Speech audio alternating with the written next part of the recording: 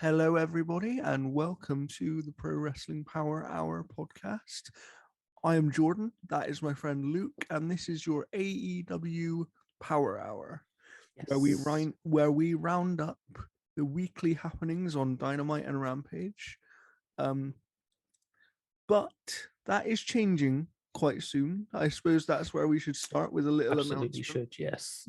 So we're just going to change the format up a bit because time is a thing. Yeah, time is the issue. I'm quite busy. Jordan's going to get busy, or busier as time goes on anyway. So you're still going to get the same content. It's just you're going to get it in one video a week instead of splitting it up. So you're going to have... So we will still be covering NXT and AEW every week. Yep. But it will be in one video instead of two. Yep. And we will still cover all of the pay-per-views, I think is the plan as well. Yes. Yeah. So we'll still do all the pay-per-views and stuff like that as a separate entity, but the weekly stuff is just going to be one. Yeah. So it'll be one longer video instead of two short ones. Yeah. So then the Power Hour can go back to being what I originally intended to be, and that was an ironic joke that we weren't actually. It wasn't actually going to be an hour. That was. It was always meant to be a bit of a tongue-in-cheek thing. And you may get a few kind of videos popping up here and there. I know Luke's considering doing some fantasy booking videos. Potentially, yes. Yes. And I might do some things like that in the future as well. So you may have extra content at points, but we need time to be flexible with our schedules. Absolutely. Absolutely. But for you people listening to and watching this show, it doesn't really make a difference because you are getting exactly the same content. It's just formatted slightly differently. Yeah, and that way we may be able to put it out on like Spotify and stuff like that as well. We might look into, because we both do Spotify and YouTube stuff separately from this, obviously on Game for All and East Game. Yes. If we have it all in one weekly podcast, it makes it a little bit easier to do that, right? Yeah. We can potentially put it out there, which we may look into, we may not. Who knows? Yeah. But we are also going to do our predictions for All Out at the end of this video, this episode. So yeah, and we'll try and we'll maybe try and make that a more regular thing. When like a pay-per-view's coming up, maybe we'll I think pay-per-view predictions is a good thing. They're fun to do because me and you always discuss them anyway, so we might as well make it into a video. Absolutely. And if I remember to do so, I'll try and put a time code down below for people who only want the predictions, because some people might only want that stuff. So if I remember, it's down below. If it's not there, I didn't remember to do it. So there you go. Just skip ahead. It's fine. It's fine. But let's crack on, because there was a fair. There was a. This week was better than last. There was. It was. And there's no better place to emphasize that than with the kickoff. FTR versus Santana and Ortiz. Oh, this was great. Yeah. Yes, phenomenal. I was really worried that it's Cash. I was really worried about Cash because he was said about the nerve damage and how it's pretty bad. He just hasn't got proper feeling and stuff like that. Yeah. Even though I think Dax could be great in a singles run, I think he could do it. They're such a great team, though, right? Are so phenomenal, and I would be gutted if they couldn't keep going. But he looked fine. Yeah. Relatively, like he played it up a bit. Yeah. That's all part of the job, though, and that's the thing as well. Is without knowing the guy and without being close to the situation, we have no idea how much it's a work and how much it's a shoot. Do you know what I mean? Absolutely. I mean, it looked brutal. It looked brutal, and I'm sure that there was damage, but I wonder whether it is as serious as they're potentially playing it up to be still. Yeah, for sure. Yeah, true. It might just be a bit exaggerated. I'm sure there was, there's going to be some lingering issues. And obviously, of course, if it isn't exaggerated, then he did a very good job and looked not that much different than usual. So credit to him. Yeah, they just played with it a bit more. I mean, the closest thing like this I can remember was when Cesaro did his teeth. Yes. Oh man, I hated that. But no, this was an exceptional match. Yeah, these two teams have a great chemistry.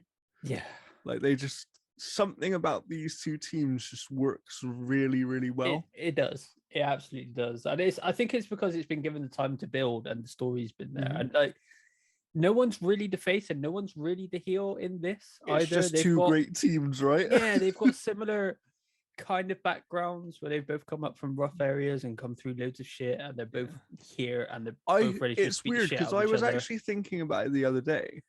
I feel like one of these two teams might be the team to beat the Young Bucks when that time comes. I mean, we'll get to that. Yes, we will. Potentially, but yeah, we'll get to that. Yeah, this was fantastic. Great match. Incredible way to kick off. It was the best match of the night, easy. It's probably the best match of the last couple of weeks as well. Might be, yeah, it might be. Such a good match. I love tag team wrestling when it's done well. It might just be my favorite, like good tag team wrestling for sure. Maybe for sure. So what did we get after this? Well, there was the one thing that actually annoyed me about this match is commentary kept pulling attention away from it because CM Punk was coming up next. It's like, yeah, CM Punk's great, but fucking shut up and let me enjoy this match. Yeah. Every couple of minutes, they're like, oh yeah, CM Punk's coming up there. It's like, we know. Yeah. Let these two do their thing. Concentrate on what's going on. And I mean, get it. And I mean, don't get me wrong. I get it. Plug CM Punk, but you don't have to do it. You don't need to plug CM Punk. No, not as heavily as they do it. People are already watching to see CM Punk. Yeah, have the graphic come up, whatever. But shut the fuck up and let me enjoy the FTR match because boy, it was awesome. It was for sure. So then CM Punk came out, and I actually thought this was quite clever. I thought it was really clever because he said about we wondered if he was going to get physical at any point, right? Well, you're jumping ahead a bit, but you're jumping ahead a little bit for me. He mentioned how he knows like this, the adulation for him is going to start to wear thin at some point. Yeah, he knows it will, and I think that is potentially teasing to his heel turn, which is inevitably going to happen because, it's where he's at his best. And they used it as well because it just looked like he was going to come out and cut another promo, but halfway through he's like, okay. And who should come out but 2.0 and Daniel Garcia. Start beating the crap out of him. So then obviously out comes Sting and Darby Allin to make the save. Darby Allin hit his coffin drop, Sting hit the Scorpion Death drop, and I wouldn't have done this. I would have saved it. Yeah, I wouldn't have either. But Punk hit the go to sleep. It was nice to see him do it though. It was, but I would have had him scramble out of it because there's a story because it builds up that anticipation. Well, right? there is that as well. But if he's going to lose to Darby, there's the anticipation, kind of like they did with Itami, where he didn't hit the go to sleep until he was back in Japan. Yes, but then Punk is in Chicago, so it's just another thing they could have done with that. I'm not by any means upset. No, I'm not. I thought they were going to hold it until the actual match, but this was a really good angle. They did well to point out that, and I did like just coming out, and then they after they hit their moves as well. I did like the Sting moment where Sting said that he's not going to be at ringside during the match on the pay-per-view. He'll accompany him down to the ring, and then he's fucking off. And I like that. And I also just like the fact that Punk in general, since he's been back, is playing into reality, right? Where there's one point where he said in this promo before he got attacked, let's be real, Sunday could be the end for me if I don't have it anymore. Like, if I come out and I don't have it anymore, then I don't really matter. And I like that they're taking that approach because it's that acknowledgement of some people are doubting whether he can absolutely still do it. He is as well. Yeah, for sure. He is as well because it's all, like he said, it's all well and good doing all the training in the world, but when you're actually there and doing it for real, it's a very different matter. For sure. it's going to be interesting one way or another. For sure. So I think they've done a good job with it so far.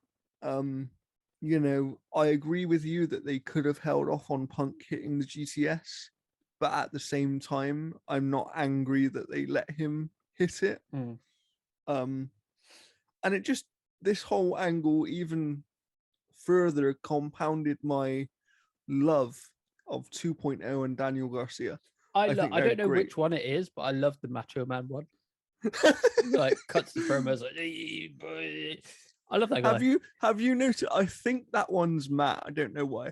Yeah, I'm not sure. But have you noticed that they keep calling him son? They keep saying that Daniel Garcia is their son. Yeah. I really think 2.0 are going to be huge. Yeah. They feel like it's a bit cliche, but they feel like the Young Bucks did. For sure. 5-10 years ago. But also, this is the thing, and we'll get to Daniel Garcia more when we talk about Rampage. Awesome. But man, these three guys are all great, and the dynamic between them. Yeah, it feels like they've been together as a trio for literally years. And even a couple of weeks ago, we were like, "Why the fuck are these guys together? I don't know who they are, or that guy is. I know who those two are." Yeah, but they just meshed so well. They're great. On the other hand, we have Orange Cassidy versus Jack Evans. Yeah, why was this a thing? I'm not sure. I mean, I think did not care. I have a feeling that this match was used to set up a pre-show match for All Out. Yes, because they moved their original pre-show match to the main card because obviously the Pac Andrade match is delayed. So it's not confirmed. They've only said a couple of things. They said there's like a medical problem. Okay. And they've said Pac's match has been moved because he can't get into the country. Okay. That far in advance, there is no way he wouldn't be able to get into the country, and the medical problem may be COVID. It may be. So it might be a case that he's got COVID, or wherever he is, they're not allowing people to travel because of COVID, or what happened. Because we don't know if he's back home in Newcastle. We don't know where he is. I mean, the match is scheduled for next Friday, I believe. No, it's not on Rampage. No, it's scheduled for a Rampage. Oh, is it? Yeah, they haven't confirmed when. Oh, okay. For a Rampage, though. Oh, okay. It might be next week. We don't actually know yet, as far as I'm aware. Okay. As far as I'm aware. But yeah, Orange Cassidy versus Jack Evans. I did not care. I thought I cared once Jungle Boy came out. That was about it. Yeah, to set up an angle, it was fine. It felt very last minute as well. The Matt Hardy Orange Cassidy match was so far superior to this, whatever this was. Yeah, I think that should have been the blow off to it as well. Yeah, I think they should have held that into All Out, done that, and that was it, because I don't like this. There's also, so Malachi Black has hinted that he is taking Butcher, Blade, and Abaddon for his. I have seen that he's hinted that. Yeah, and oh boy, I'm excited if that happens. Yeah, I'm so excited. That'd be sick. That'd be interesting. That would be. But yeah, it was a weird one as well, because the ending of the match actually happened during an ad break. So we watched it did. We saw it, but it happened picture in picture for people that have the benefit of that. But I don't know what the point was other than the post-match stuff, but that was pretty messy as well. Yeah. So this didn't really. No, I agree. This didn't do much. I like Orange Cassidy, but right now they've got him in the wrong situation. I don't think Orange Cassidy's the problem here. I think it is just his and Matt Hardy's match should have been the blow off. I think. I agree because it was also the best thing. Because now you've got Jungle Boy and that coming into it. It's like, it does feel a little bit like it feels a little bit like they went, oh shit, we need a match for the pre-show now. Yeah. What can we do to make a match make sense? Let's use this angle that probably was finished after the Matt Hardy match. Yeah, I think if it was a case of last week they knew, the Matt Hardy match would have been on pay-per-view. Yeah, I agree. I Um, agree. I would have still put it on the pre-show because that women's battle royal should be on the main thing because there's bound to be some surprises. Fingers crossed, Ruby Soho. I mean, there is a conversation to have there, but apparently all 21 entries are confirmed now for the women's battle royal. Well, I mean, the Joker is never confirmed. That's the point. They've confirmed 21 people. Have they? Yeah, they've confirmed 21 names for the. I saw an article somewhere that they have confirmed 21 names. So unless something weird goes down, I haven't seen that. I've seen. Let's see. I can't remember who it was, but somebody from who wrestled on AEW Dark, I think, got the final spot or something. 4, 5, 6, 7, 8, 9, 10, 11, 12, 13, 14, 15, 16, 17, 18, 19, 20, 20. Yeah, apparently so. Not sure about that.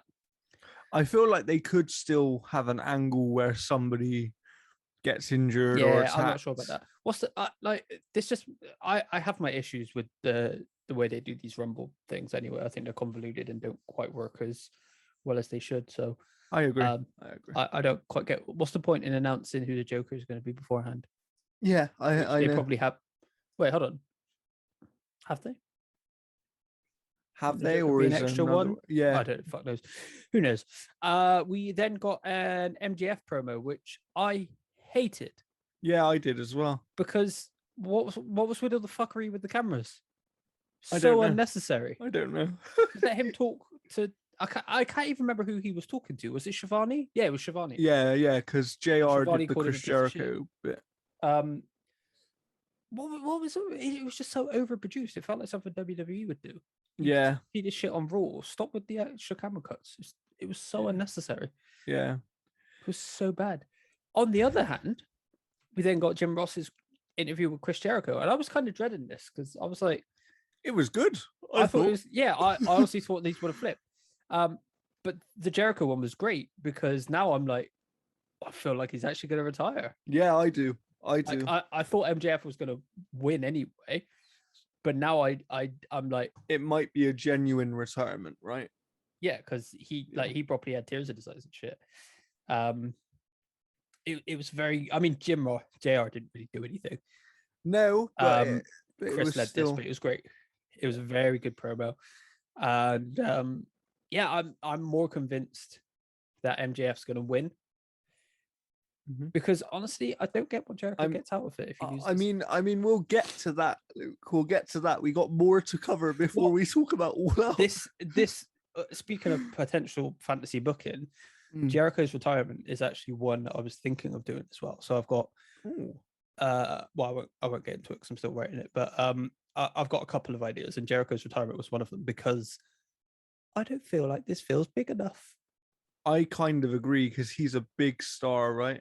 I get it's his choice. He never wanted to go out on a big bang, and he's going out putting someone over. But I think there's a slightly more not obvious, but I think there's another way they could do it that would make more sense. Well, not necessarily not make more sense, but it'll elevate it. Well, I look forward to hopefully hearing your pitch in the future. Yeah, I'm thinking if I am going to do one of those, it's probably going to be like a once a month, or just be when and as I do them. Yes. But yeah, no, this promo was great. Like I said, I still think that MJF is going to win, but I'm also a little bit less sure on the same hand because I'm like, that's why it was really clever, right? Yeah, because he went so full in. I'm like, it's almost like they're luring us into assuming he's going to lose. Next, we had another very good match. We had Brian Cage versus Powerhouse Hobbs, and fuck me, these guys are animals. These two were sick. This should have been a title match.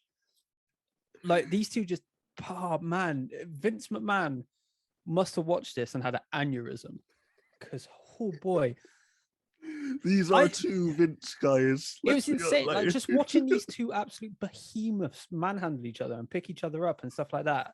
Yeah, they don't look like the sort of people that should ever be picked up.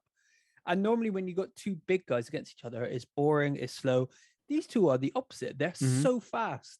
Yeah, they're so agile. It's crazy. Like Brian Cage specifically it's crazy how agile he is for his size. Sure, I was actually more impressed by Hobbs. Yeah, I yeah, thought Hobbs looked fantastic in this. yeah. I mean, it was a good match. I just wonder that my thing for Hobbs isn't anything to do with the in-ring, but I want him away from Team Taz. I kind of want Team Taz to just not be not necessarily not be a thing. I don't think Starks needs to be there. Yeah, but I think Hobbs.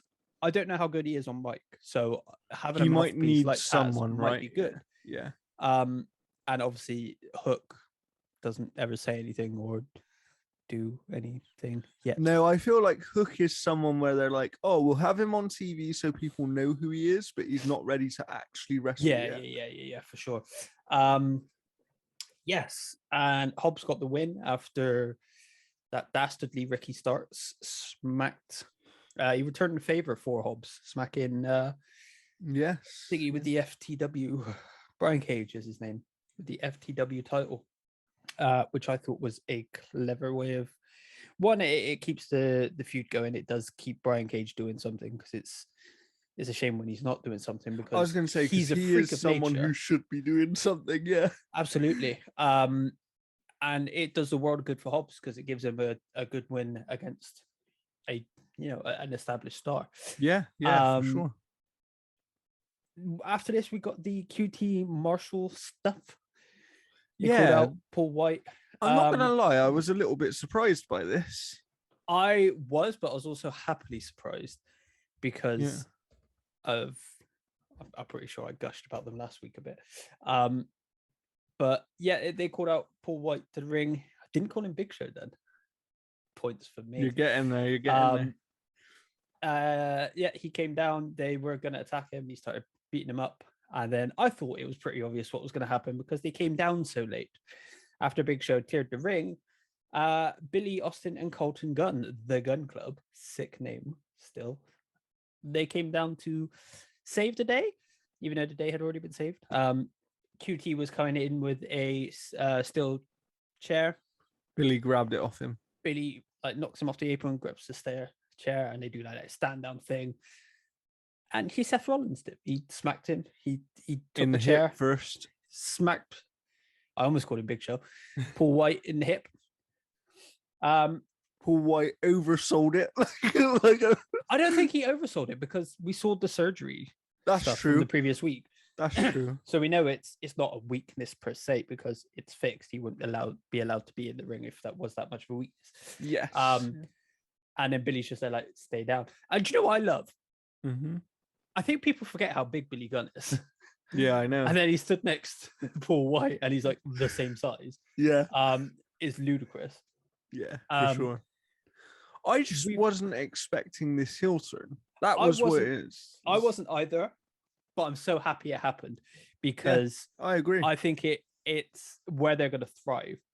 I really so agree, we've already heard this week that that Tony Khan has hinted that new titles are coming, and he specifically said the trios titles are a possibility. Yeah, which probably means they've already been made and they're just waiting around. And he's also said he doesn't consider the TNT Championship a mid-card belt, which I thought was interesting. Yeah, no, he just considers it a world championship for, I guess, a different weight class almost, or a different division sort of thing. It's not a mid-card thing. It's just another championship, which I like. Yeah, I think because it means it can mean something, right? And it and it does. It's not pigeonholed. It's not pigeonholed into a certain place on the card, because you could have anybody win it. Absolutely. In 6 months' time, Kenny Omega might win it for all we know. I would love it if Miro gets a champion versus champion. Yeah, and there's a winner take all sort of thing. That would be because I feel like Miro could pull that off. And having Billy, Austin, and Colton all turn heel, I would love for them to win those titles. I think they're great. The thing about it as well is it was a nice surprise in this overall storyline that made it interesting, right? Yeah, it'll be. I'm quite curious, because, like I said, I'm a huge fan of Austin Gunn. I think he's got a shitload of potential. I think he's going to be great one day. I always love Billy Gunn. I've always had a soft spot for him. Yeah. I don't know much about Colton. I haven't seen too much about Colton. No. I saw Austin Gunn in Ring of Honor first, when they did that the young guy tournament. I can't remember what they called it. I'm curious to see what the angle is, what's going on. I hope it doesn't mean more Paul White in the ring. I hope that's not a regular occurrence. Once in a while, fine, that's okay. I don't want to see him constantly. He doesn't need to be there every week, right? He doesn't need to. No. You can let him have a couple of big matches here and there, like, because I do think he can still add something in those situations. Maybe, yeah, because he is a name. But I also think for Paul White, a lot of how people will feel about him kind of does hinge on how he looks during his match with QC, right? Yeah, for sure. The one thing I really liked about this is this clearly wasn't the Gun Club or joining with Marshall on that.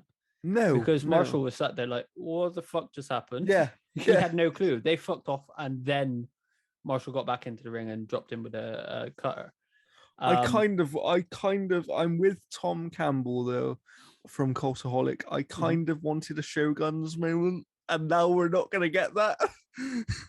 Like I just always it's weird because obviously everybody knows Billy Gunn from, being Mr. Ass, being in DX, with Road Dogg and everything. The one Billy Gunn. And it's like, and I remember all that stuff as well. But the two Billy Gunn iterations that actually have always stuck out to me more are Shogun's Billy Gunn, just because I thought that was a weird tag team at the time that kind of shouldn't have worked, and it did. And then obviously you had Chuck and Billy, which I don't know, that just you missed one. His original, he was a cowboy when he first started as well, wasn't he? Oh yes, he was. But I love Billy, and he can still go, as we've discussed before. Yeah, I've always had a soft spot for him. I think he's great. Now, yes, this match, Tay Conti. They say I was right the first time. Fuck. They say Ty, and it's spelled Tay. Confusing. Versus Penelope, as Ross Twaddell likes to call her. Penelope Ford. Now, you felt a certain way about this match, right? I felt a couple of certain ways about this match. Firstly, completely makes sense how this angle came about now. Yes. Hindsight is 2020. It makes sense because last week when it was Penelope Ford got involved with the Bunny and Tay Conti's match. Yes, Tay Conti. I love her, but I can't remember how to say her name. We were like, why? What the fuck? This doesn't make any sense. This feels slapped together. Now it makes sense. Yes. So we'll get to that because that happens later. However, Penelope Ford in the first half of this match was so far off the pace. First half of this match, she was horribly off the pace. Yeah. She was completely out of rhythm with everything that Tay was trying to do. All the moves just nothing came off in the first half.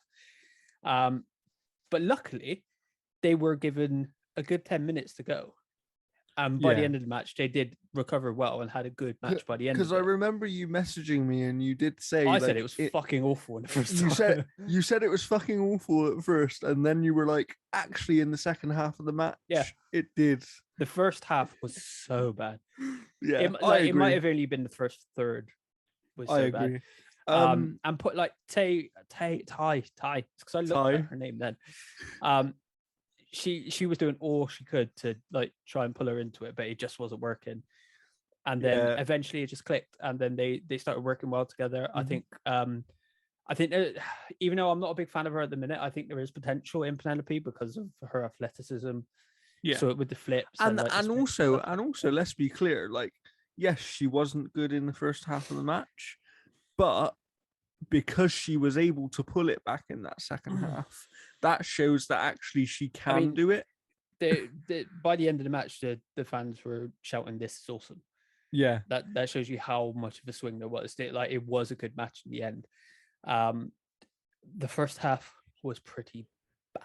Yeah, so I'm bad. with you because I haven't been a huge fan of Penelope either, but I do think that with some extra time and with the right people to work with, she can do something, right? Yes, She and I can think have something to do. I think one working with the bunny is going to help her, and I also think it's going to help that it looks like Kip Sabian's on his way back. Yes, it does. He's just started teasing some stuff, which is great. I love Kip Sabian. He's great. Ty Conti won, as she should, because she is amazing. Did you know she went to school with Coutinho? Really? Apparently so. Apparently there's a picture of them. I don't know if it's in the same, if it, like back when they were in school together or what, but fair. Yeah, apparently it's in Coutinho. She went to school with Coutinho. Yeah, Conti won, and then Bunny came in and they started beating her down. And then you hear the Dark Order's music kick in because, ironically, I mentioned her last week. Where the hell is she? What is she doing? Must have been injured because Anna Jay came back. Yeah, and people went mad for this. Yeah, people actually went mad for it. The crowd lit up. I was like, oh, sick, cool. It's always nice to see, awesome. like no disrespect to female wrestlers of the past, but there was very rarely a time where a female wrestler returning actually meant anything to anybody. And that like you said, that is no disrespect on the female wrestlers. That is the disrespect on the booking and how and the way the divisions. Yeah. So it's nice to see that things have actually changed, and people do genuinely care about women's wrestling these days. I like this worked in a couple of ways because it does also build up the battle royale, which I am interested in. I'm glad it's on. Like I said, again, I've said it a couple of times. I'm glad it's on the main show now because I think it should be.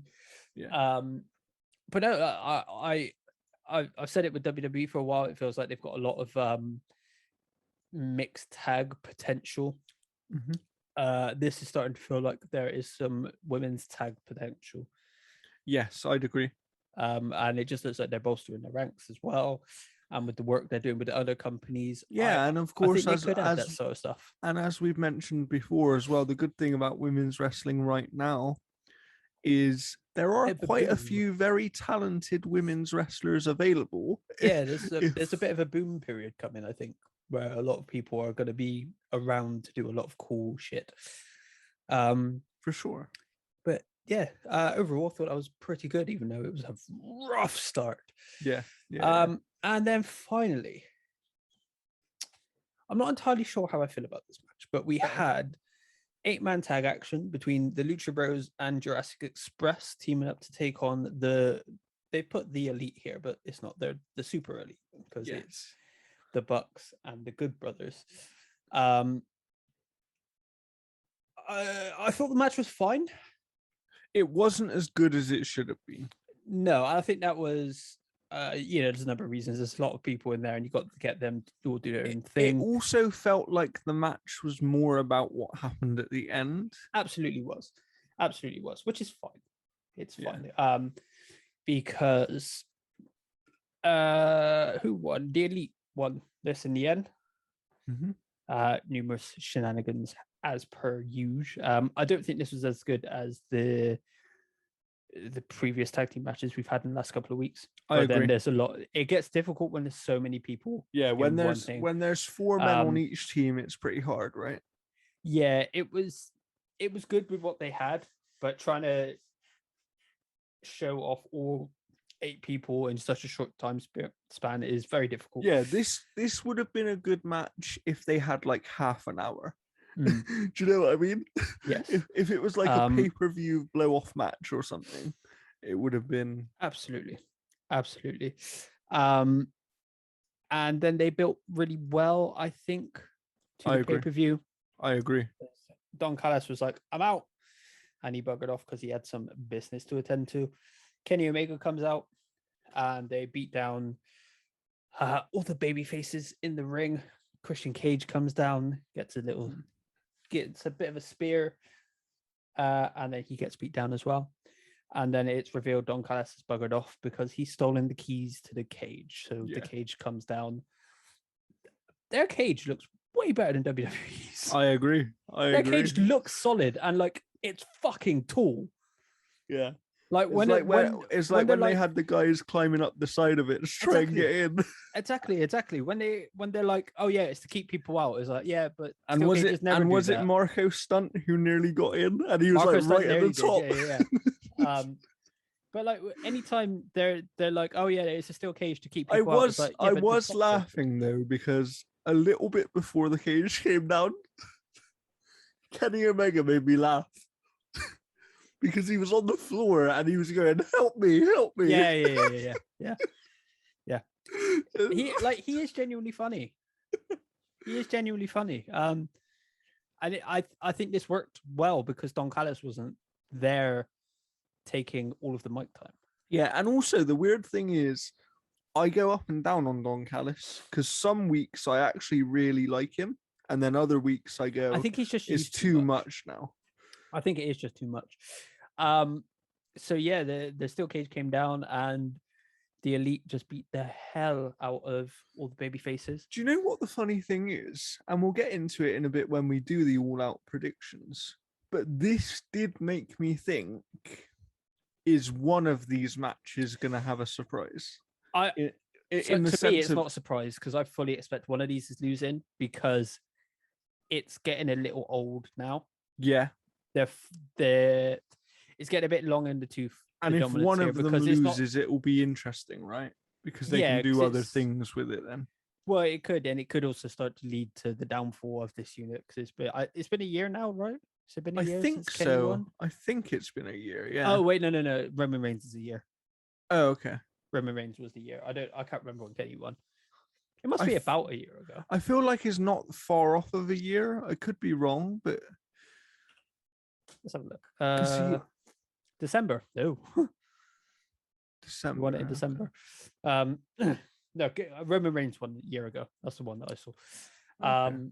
But I mean, December is September now. It's not that far off. Yeah, it's not a long way off. By the time that we expect Kenny to lose the belt, it will be pretty much a year. Because I think everybody expects that he'll lose the belt at the next pay-per-view. Potentially, yes. Not being all out the pay-per-view after that, potentially. Yes. I probably don't think it will be that one. I think it'll probably be the one after because that's Double or Nothing then, I think. Right? For sure. I think it'll probably be one of the bigger ones. But yeah, but this is the reason I was bringing it up is that's why I think it's such clever building. And they did it this week on Dynamite for a few things. They did it with the Jericho thing where they just throw that little seed of doubt in of, are they doing this because they are actually going to give us a surprise result? Well, I also, like I said, I do also think this is getting a bit, especially Kenny. Yeah. I think it's getting a bit long in the tooth because the Bucks are still doing their thing and they're still doing it in a really entertaining way. Yeah. And Kenny's also, is a bit repetitive. And also, Kenny losing, they are actually making into a story. They've already started to do that. Yeah, they are. It just doesn't seem like Christian's the guy, but we'll talk about that later. Yeah, we'll get into that. Even though I think it should be Kenny to lose over the Bucks because I think the Bucks are better in their position currently. I agree. Overall, I thought this was a pretty strong show. I think it was a strong one. Good. Yeah, this kind of felt. How can I put it? It didn't feel like one of the premium Dynamites necessarily, where they have like the special episodes of Dynamite, where they do actually go all out and they're kind of like pay-per-views. And it's not quite one of those where it's go all out. It's not quite one of those where you're like, oh, I can't wait to see what happens sort of thing. Is like you can kind of see where it's probably going, but there's room to maneuver. But it was just a really strong show for a weekly show. Was solid. And there were a couple of matches, like having talked back through the matches now, I don't actually know which match was my favorite because there were a few good FTR ones. Has to be the tag team match at the beginning, man. I mean, I feel like it does. Yeah, I feel like it easily. I feel like that should have been. Honestly, I'm kind of shocked they didn't keep that for pay-per-view.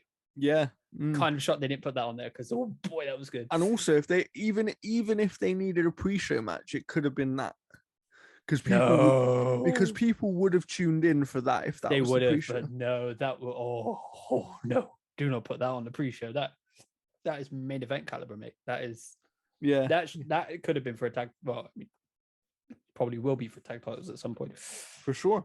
Moving so let's on. move on to Rampage. We are moving on to Rampage. Did you know CM Punk's back in AEW? I did actually. They've told me a few times. Yeah. Apparently CM Punk's back in WWE.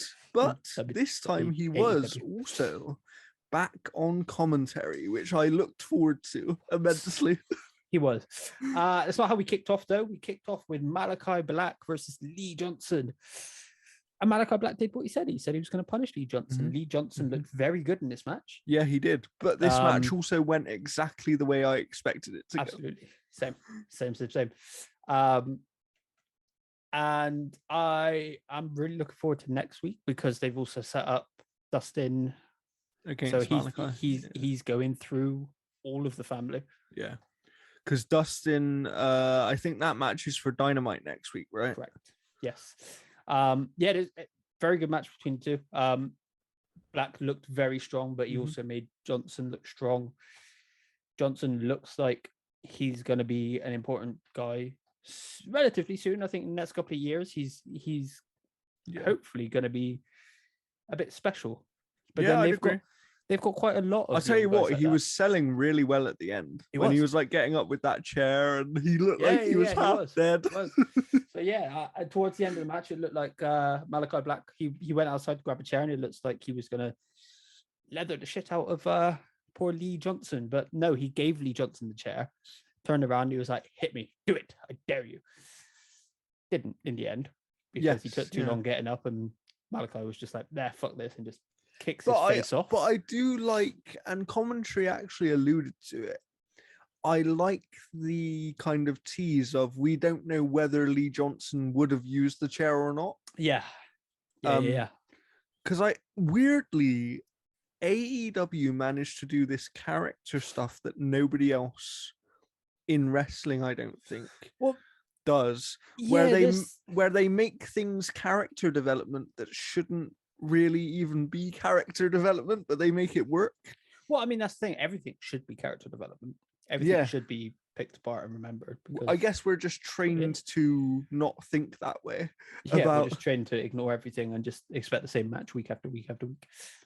But not so here. Like this, very good match. It was good. Yeah, it was very good. Big Shot, he looked great. Like I said, I think he's got a ton of potential. Wasn't the best match of the night, in my opinion, but it was very good. No, for sure. And it was never going to be. This is more to add to the story, right? It did well. It was a squash, but it wasn't quite a squash. It was a more combative squash. It was obvious who was going to win. But I like this, what they're doing with Malachi Black as well. Absolutely. Where, each person, like obviously Brock Anderson had his thing and he did attack Malachi and he got in a little bit more offense than I think we expected him to. Yeah. And a lot of that was down to Aleister Black being a bit, he was playing with his prey a bit. Yeah.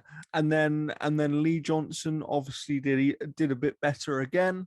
And actually kind of did, have some stuff to do. And I feel like Dustin might push Malachi even it's definitely more. It's definitely going to be a different one because he's going to be more prepared for him than Cody was. He's not a young guy. He's super experienced. 50 years. Yeah. How old is he? I don't know. He couldn't be wrestling for 50 years. He's 52. He has not been wrestling for 50 years. He has not been wrestling since he was 2 years old. Fuck off. I might have given him 40 years. He's got a new t-shirt that says 50, like 5 decades or 50 years or whatever the fuck. He has not been wrestling for 50 years. He was a 2-year-old when he started wrestling. Bruv, come on, no. But Dustin is another one that I'm surprised how good he is still for his age. I'm kind of not, because he even like when he only showed up every now and again as Goldust, but he always looked good. Yeah, that's true. He never That's really true. looked like he lost a step to me anyway. That's true. That's true. I'm super curious to where this goes because I am. I to really me, am as Dustin's the well. last guy, right? Who else could he? What do they Anyone do? else? Unless they're leading it to Cody comes back as a almost heel / darker version of Cody, and that's the way he Well, I do wonder if this is actually leading to Form 4 maybe because Alistair has teased. Malachi's he did, teased. as I said earlier, he has said that you know, Do you know what and I they've been talking wondered? about the House of Black as well. So Yeah. Do there you is know probably what a I faction wondered coming. might happen? And it's just pure speculation and fantasy booking on my part. But imagine if Dustin does almost beat Malachi, and then I forget the guy's name. I forget his new name, but Buddy Murphy comes in, and Buddy Matthews. Buddy Matthews gets involved because obviously there has been little teases and bit of evidence over there that they're involved somehow. Kind of, yeah.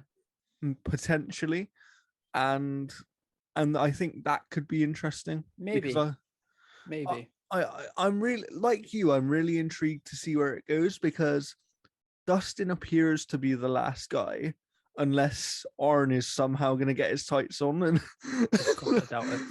I doubt it. I wonder if it just becomes Brock Lee and Dustin versus Malachi, Butcher and Blade. Maybe.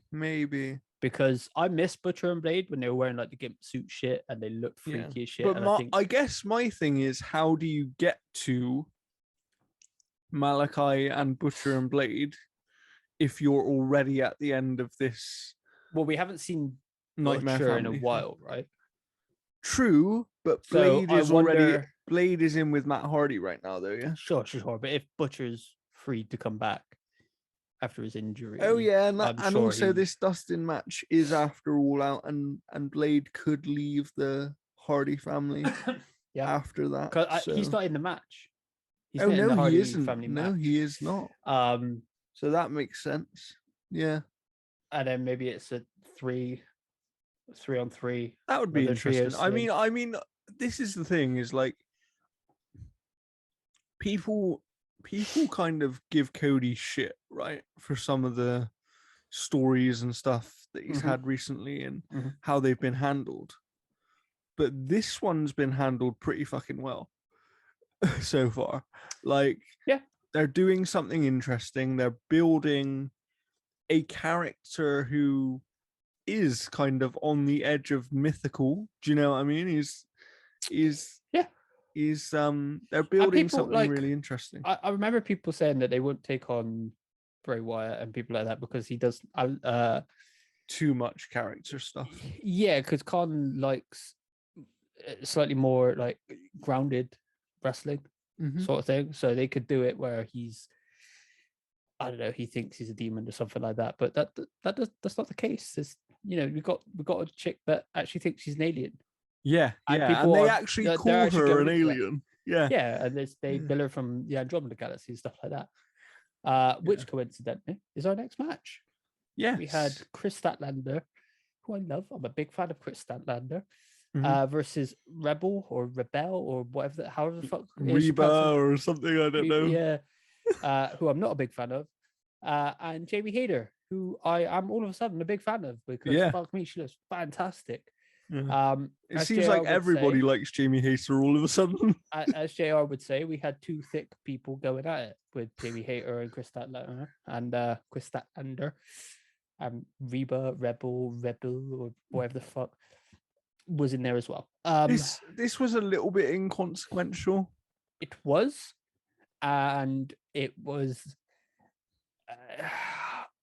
I lost interest. I found myself drifting on this one. I agree. To the point where I actually missed the finish. It just she had her in a submission hold and Reba tapped out, and it looked like Hayter left her to it. Yeah. And she also Jamie Hayter messed up at the end, I think, because she literally ran around the ring to get into her position. So I think she started walking off or something. Right. And Okay. Because commentary were like, it looks like Hayter just left her. yeah, They just left her. So I think something went wrong because obviously at the end of this match, Reba or whatever her name is got up on the apron, as did Britt Baker. And then all of a sudden you see Jamie Hayter run around the ring, get up on the other side, and that's clearly because Red Velvet came in from the entrance side, so she couldn't be on the entrance side. So I think Jamie Hayter. Oh, you mean that? I mean the actual pinfall. Oh no. So sorry, not pinfall, the submission, because they said that they just kind of left her to it. They didn't try and save. They did leave her to it. It was almost a bit like what WWE have done in the past, where they did it recently, where Sheamus and Bobby Lashley had a tag match. Yeah. And Lashley just walked off. Yeah. So that was kind of what happened here. Fair. No, I saw the attack bit afterwards. I'm so glad they didn't do another beatdown bit, because I know that would have been old. Yeah, no, Red Velvet. Do you know what? There is the odds, even though it's 3-on-2, but hey ho. There is a part of me where I go, I'd quite like to see Statlander win at All Out. Just I want to see her win the title. I think she's great, but not yet. Okay, interesting. Cannot take that off of Britt Baker just yet. And dear God, why is Britt Baker a heel? I don't know. Like, come on, people. Turn her face. People do not like Red Velvet.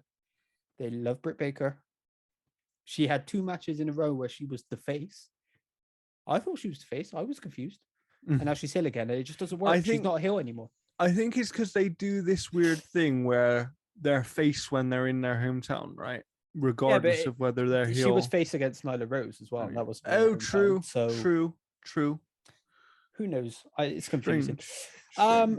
And then Finalamore, as in my opinion, the best match of the week. Ooh, I disagree, but sure, fine, no worries. Darby Allin versus Daniel Garcia. I'm a big fan of Daniel Garcia. Well, I'm a big fan of Darby Allin. Do you know what this match made me think? I have decided that I would like to see Bryan Danielson versus Daniel Garcia. ASAP. I actually think Daniel Garcia is next in line to face Punk. I think so. The way that they dealt with this match. I think that's next. Whether it's 3-on-3. Yeah. Or if, I don't know, maybe it's just 1-on-1. Who knows? But yeah, no, this was good again. Was on commentary for this match, of course. He was fun. Chris Jericho made the nice comment of "Where's your sports blazer?" Yes, which I liked. Can we all just do us a favor though? Go on. Get Mark Henry off of commentary. Yeah. And keep him in that backstage interview. I was just going to say holy shit, he's fucking great at it. He's great at backstage interviewing. He's almost too slow of a talker to be on commentary. It's weird. But I think, again, that is because there's too many people on commentary. Yeah, true. You don't need a 4-man, but you don't need a 3-man booth, let alone a 4-man booth. Madness. I would personally just take. You could do a 3-man if you did. If you were going to do a 3-man, I would have Taz, Excalibur, and Jericho. Yeah, for sure. I think Mark Henry was phenomenal with the that interviewer bit for the last one. He was great. Yeah. And they've actually done that every week. I think for the main event. They've done him. Yeah, he's really good at it. He is really good at it. That should be his thing. And he went. Didn't he go and talk to someone else as well? He did. Yeah. Who was it? Damn it. Who was it? First match? I can't remember, but he definitely spoke to somebody else. Oh, it was Dustin. Dustin yes, Rhodes. Yeah. Talked to Dustin Rhodes after. He's great at it. He's an absolute natural. He's fantastic at it. I don't think he's ready for commentary just yet. No, I don't. But he's really good in the backstage. I think Paul White's better on commentary. Yeah. I think I will actually go as far to say I think that Mark Henry is the best backstage interviewer that AEW have. I mean, no. Tony Schiavone's still there. Yeah, but Tony Schiavone I associate as more of a commentator. Yeah, he does both. But I would have Mark Henry go full time as a backstage commentator or interviewer for now. Yeah. And then as he gets used to that, then you could transition him over take someone off of the booth because shit me. Yeah. There's too many people. We definitely don't need 4. 3 is fine. You can do 3. Yeah. And there was that weird rumor, which I hoped was true, but it's not, that that JR was actually going to be taken off of commentary and just brought in for big occasions. But that's not true. I mean, I feel like it might happen soon, but I don't know. I imagine it will happen at some point. But Darby Allin versus Daniel Garcia, it's very good. It's very good match again. Yeah. And Darby showed a little something different here as well. You don't, like, Darby was doing a couple of technical things here that you don't usually see out of him, which was interesting. He did the Pepsi twist as well, which got CM Punk to laugh a little bit. That was nice. Yeah. To me, it's weird. Like, I feel like Darby Allin and CM Punk might have an amazing match at this pay-per-view. It's a difficult one to judge because we don't know how Punk is. Yeah. We know Darby's up for it and he's fantastic, but can Punk still go is the thing. Yeah. And that's part of the curiosity, because if he can, they're going to have a fucking incredible match. For sure. Or they could just not gel at all and it could be terrible. Who knows? For sure, but I liked also what happened at the end here, where so Darby got the win, right? Yep. And then obviously beat down after the match, as expected. I believe Sting actually took Daniel Garcia out, and then 2.0 were beating down Darby Allin. Yeah, so Sting was busy and he didn't realize what was happening. And then a nice little touch on commentary as they were like, "Are you gonna go help?" And Punk's like, "No, Sting's got it, right? Sting's cool." Yeah, and they say the fans are chanting, and then Punk stands up. But I thought it was clever because it wasn't just nah, I'm going to ignore him, or nah, I'm going to go down and save him. He was like, no, Sting's got it. It's fine. Sting's down there. He's cool. Yeah. Sting's handling it, right? And then they realize that he doesn't. And then, And then he got up, walked down, obviously. 2.0 were backing away. Darby does the suicide dive, which does look painful as hell. I mean, it's not even a suicide dive in this case. It's like a fucking missile. It's like he's being shot. Like, it must fucking hurt taking his suicide dive. Yeah. I know. Because he puts the fucking suicide in the suicide dive. He puts his fucking... I know that how he doesn't hurt himself, I don't know, because fuck me.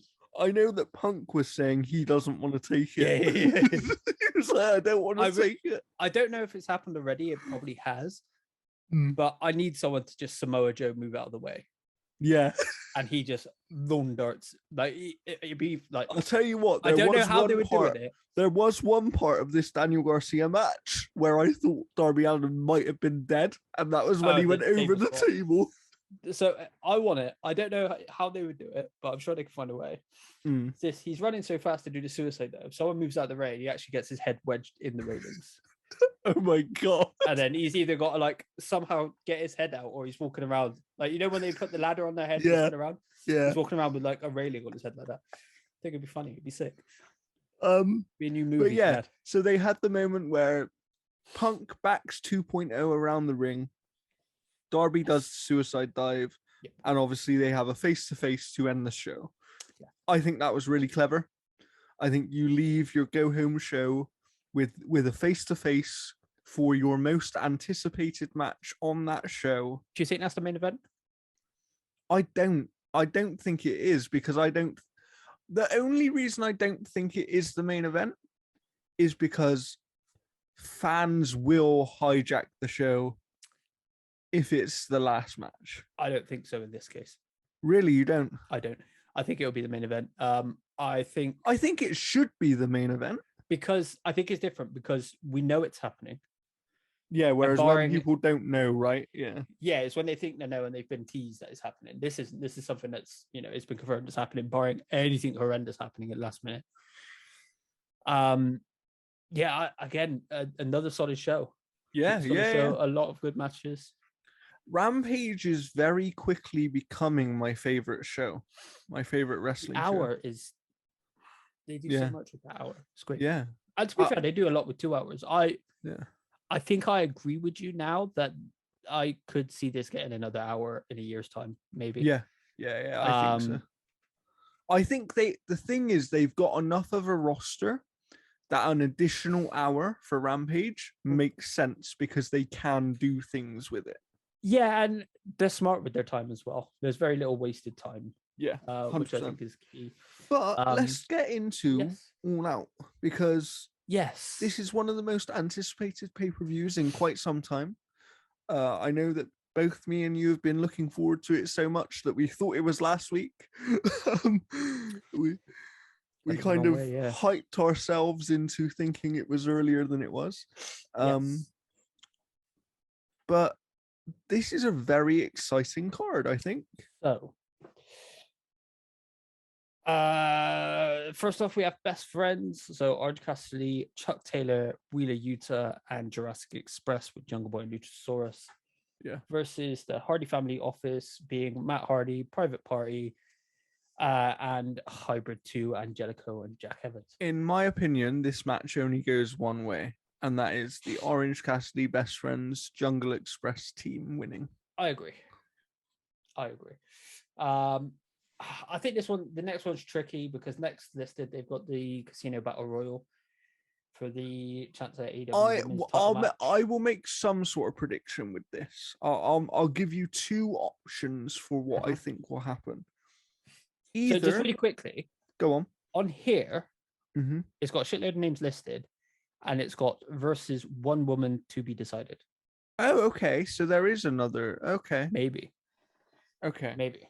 So and we know how these things go. Someone could get knocked out, someone else can come in. So I have two scenarios for you. I think that either Thunder Rosa wins. I was thinking that. Or it is Ruby Soho. I agree as well. I think there's a slight chance at Tay Conti just because of how much screen they time are giving her. Yeah, but I feel like she's tied up with this story, and I think she'll be one that does well, but I don't think she's one that wins. Yeah, for sure. Moxley versus Kojima. I honestly don't know this one. My guess would be that Moxley goes over. But the man that I'm going to call Hideo Kojima may well, because it depends on, is this a thing where they go, yeah, we want this relationship to stay good, so let's give this guy. It could. I don't know enough about Kojima to know either way. I do know that he's a legend. Like, I know that he genuinely is a legend. I've heard bits and pieces. I wonder if Moxley wins to continue the story of just breaking through everyone until he gets that match that he actually wants. Or maybe Kojima wins because he is the legend and Moxley's doubting his abilities. I'm honestly not sure on this one. Yeah, I'm not sure. And I am actually quite interested because when it's a legend like Kojima, someone that I've heard a lot about, but I've never actually seen wrestle myself, it always intrigues me because I always think to myself, there's a reason they're a legend. They're clearly very good at what they do. Yeah.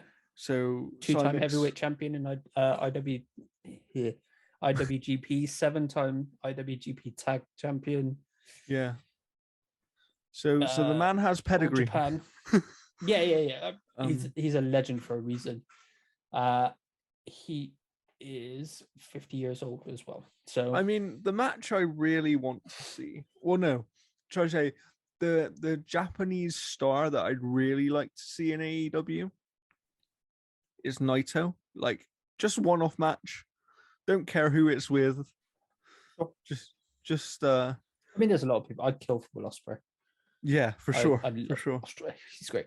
So yeah, I'm with you. I'm not sure on the Moxley one, but if I had to take a guess, I would say that Moxley's going to win. Yeah, I would have to as well, just because I know Moxley. I don't know Kojima that well, but Moxley is awful cocky, so yeah, tricky. Paul White versus QT Marshall. Only one way for this one, I think.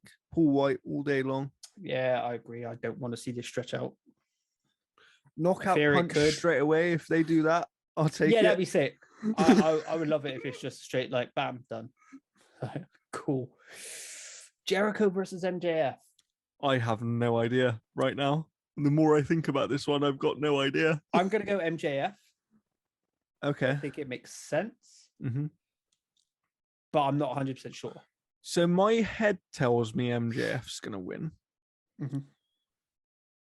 But my heart's telling me that Jericho is. And I don't know which one to listen to. So I'm going to remain logical, as I usually am. I'm usually a very logical person. And I'm going to say that MJF is going to win, but I think there will be a way in which he wins that leaves the door open for them to somehow get out of it if they need to. Yeah, for sure. For sure. I honestly would be surprised if he just beats him clean like he did Cody. Really? Wow. Yep. I think this is a give it a rub to MJF because he's going to be the next guy. Yeah, for sure. He's like 24 at the moment, which is disgusting. He shouldn't be that talented, that young. Yeah, not sure. Fair. Miro versus Eddie Kingston. I can't wait for this match. Yeah. I forgot. We forgot to mention. Forgot to mention they had a bit of an encounter on Rampage. It was great. They did, yes. It was only a small one. It was Eddie Kingston being like, "I've got your number. I know how to beat you." Their promos have been phenomenal. And then he got clattered with the belt. I do wonder if we see Lana turn up. Really? CJ Perry turn up. Really? You think so? Well, he's constantly he keeps mentioning it, right? Yeah. And like they just get funnier and funnier each time. When he was like, "I only stay down for my hot wife after a win," and I'm like, "Mate, yes, I fucking love Miro. He's fantastic." I feel like Miro's still winning. I think it's gonna be a great match. I kind of do, but I think it'll be one of those where they at least tease the idea that Kingston will win, because I do think Kingston will have that belt at some point. I think he's one of those. Possibly. I think he's more likely to win tag titles with Moxley. Maybe. I really like Eddie Kingston though. Oh, me too. Me too. He's genuinely very good on the mic. He's great. He's good in the ring. He's an all-round nice guy. I was watching an interview with him from Inside the Ropes on YouTube last night. And he did a little 12-minute interview, and he's just a really fucking humble guy. Yeah. I'm looking forward to this match, and I think it might be the kind of dark horse of the night, if you like, the surprise kind of package. I don't think so. I think it's going to be awesome.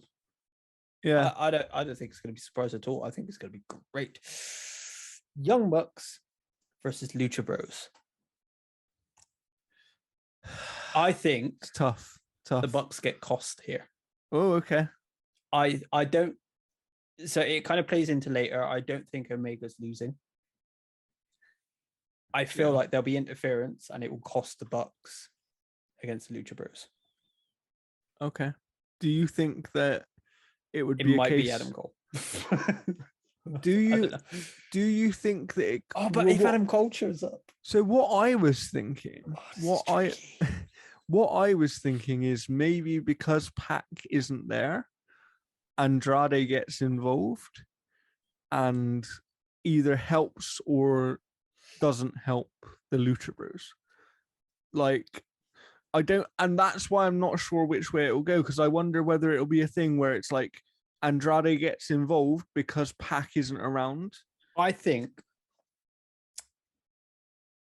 if Adam Cole is showing up, it's here. Okay. I don't think it's for Kenny. I think it's for the Bucks. Okay. You think Cole is going to align with them, right? Yes. I'm not so sure that he is. And that's why I'm not sure where he's going to turn up. Yeah. I was more sure when I thought that this was going to be Jurassic Express. Yeah, I would have agreed with that, to be fair. I'm less sure now it's Lucha Bros. Yeah. But I really want Lucha Bros to win. I think they deserve it. I would love Lucha Bros to win. I just don't know whether it's time for the Bucks to lose yet. I think one of the two have to. One of the two have to. I think they absolutely have to. And I do not think Kenny Omega's losing to Christian again. No. Maybe that match is where Adam Cole joins in. Yeah. Maybe that's where Adam Cole does actually, even though Kenny Omega killed him. Maybe he forgives him because he's brought, I mean, Kenny's brought him back to life. I'll also take Kenny winning if Adam Cole then kicks his head off immediately following the match. Well, no, because I could see that happening a bit longer term. Okay, interesting. That Adam Cole and the Bucks split off, do their own thing, kind of thing.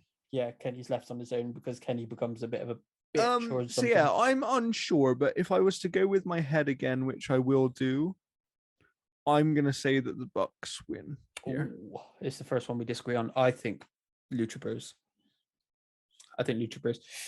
Britt Baker versus Chris Statlander. Britt Baker. Yeah, Britt Baker. I'm with you. I would love Statlander to win. I really would. But I think Britt Baker is going to win this one. Yeah, unless I think there's a possibility that Reba fucks up. Yeah. Possibly. But I fully envision that Britt Baker is going to keep that title. Maybe this is where Adam Cole gets involved. There's so many options. Have Adam Cole just super kick a woman in the face. Well, I mean, no, you distract somehow. CM Punk versus Darby Allin. No idea, because there's benefits to both ways on this one. 100%. That's the problem. I can't decide. At one point, I'm like, CM Punk's obviously going to win. I think Punk makes the most sense because at the end of the day, Punk right now, because of his name value and everything, is essentially the biggest star in the company. Sure. And I don't think that you immediately hurt someone who hasn't wrestled in 7 years. I would agree. Yeah. Except Christian has done the exact same thing. True. But Christian hasn't lost. No, exactly. Christian's done the exact same thing. But I'm not saying that Punk will never lose. I just no. I mean here, like I'm really struggling with this one because I'm really unsure. Every time I'm like, well, it could be this way because this, but then I'm also like, well, no, because the reason I'm unsure is because I wonder whether with Punk, what quite an interesting story might be, in my opinion, is if they do this thing with Punk where he actually starts to doubt himself because he can't quite win, which will lead to a heel turn. And then that leads to a heel turn where he then becomes unstoppable heel Punk, best in the world. Yeah. I really don't know because it's also like Punk is already unsure. He's nervous, shit like that. Yeah. Darby Allin is very much, I'm going to beat you. Yeah. So it could be an overconfidence thing on Darby's point. Like, that's true. There's so many ways this match could go. I don't put it this way. I don't think either is a bad thing. Yeah, I don't think either is going to be hurt by a loss here. I'm gonna go CM Punk. Yeah, I think it just makes the most sense, right? Yeah, because I don't imagine that they're going to put Darby Allin in a title match yet, and that's weirdly, the thing. Orange Cassidy is the next in line for a title match. I think. And that's the thing is, Darby winning would make sense if it immediately catapults him to that top feud. Yeah, but I don't think it will. And therefore, I think it makes a little less sense for him to win. Yeah, I don't know. I really don't know. This is 50-50, flip of a coin. I'm going to go Punk, though. I'm with you. I think I am as well. I think I wouldn't be surprised if it went the other way. We will see. Kenny Omega versus Christian Cage. Kenny Omega's going to win. I mean, everything says Kenny Omega, right? It does. I don't envision that Christian's going to win. Any way, shape, or form. I mean, which is why I think the Bucks are going to lose. Can you imagine if Christian does win, though? No, I literally can't. That would be so fucking surprising. It would. But I don't think it's gonna. I don't envision a world where it happens. No, if he hadn't won the Impact title, maybe. Yeah. it would have been an interesting case if he had done if they had done this thing where he came close to winning the Impact title but didn't quite do it, because then I think people would have been in their minds of, okay, Christian could actually win. Whereas because he already won, I think people have kind of gone, there's no way he's winning again. I don't know. I don't think anyone. I think it is just because it's for the Impact title that people thought that Christian was actually going to win.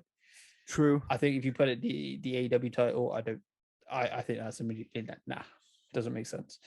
He is also the only undefeated person in the company, though, right? Nope. Miro is undefeated. Is he? Miro's undefeated in singles action, yeah. Okay. Interesting. Kenny Omega's going to win. I mean, he is. Might be at the hands of. Maybe this is where Daniel Bryan comes out afterwards. Well, this is my thing. So maybe this is where Adam Cole comes. Well, we know that some things are happening, right? Because they have teased. Even Punk himself. Punk did an interview, and he got pressed on whether there was going to be surprises. And he basically said, the way I will put it is, this is not a show you'll want to miss. And that says to me that somebody else is coming in during this show, whether that be Adam Cole, whether it be that this is where Danielson comes in, whether it be both of them somehow. The disrespect on Ruby Soho's name, the disrespect on Buddy Matthews' name. Come on. Yeah. There's so many things that could pop so up many possibilities. With this match, this pay-per-view. I'm very curious. I'm very excited. I can't wait. Yeah, for this. yeah.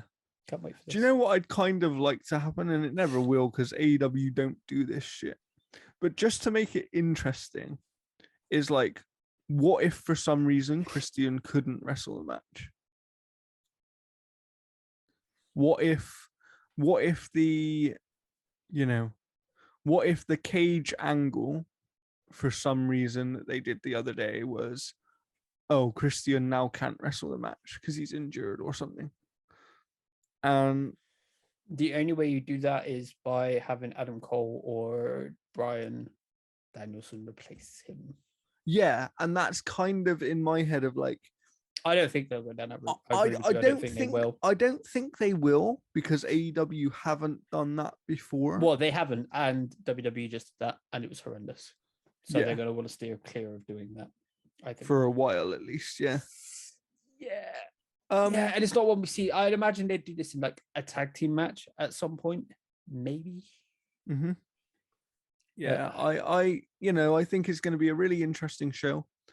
Yeah. I think that we're finding it hard here to predict some of the matches because some of them are so close.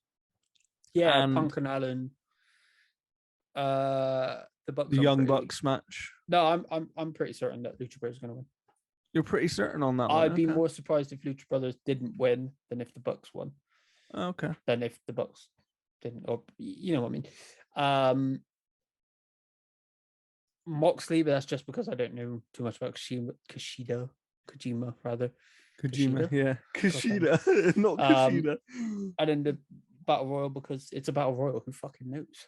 Yeah, for sure. I think the biggest one is Darby Punk. Yeah, Darby and Punk, yeah, for sure. Well, I think that's it for this episode, Luke. That is indeed. So, people, let us know your All Out predictions. By the time you're seeing this episode, All Out is probably tonight, because I assume this is going up on Sunday morning. It might be up on Saturday night, in which case All Out is tomorrow night. Not exactly sure on that yet, because we're recording this on a different day than we would normally record these episodes. On this one, thankfully. But yeah, let us know your AEW All Out predictions. We will be here to cover All Out at some point during the week. I assume that you're going to get that episode on Tuesday. I would assume so, yeah. And we will see you next week for our brand new kind of NXT and AEW episode. It will just be a Pro Wrestling Power Hour. Yes. An ironic one at that, because it will be longer than an hour. It definitely will. So we will see you there. And don't forget to subscribe to this channel for that. Thank you very much. Goodbye.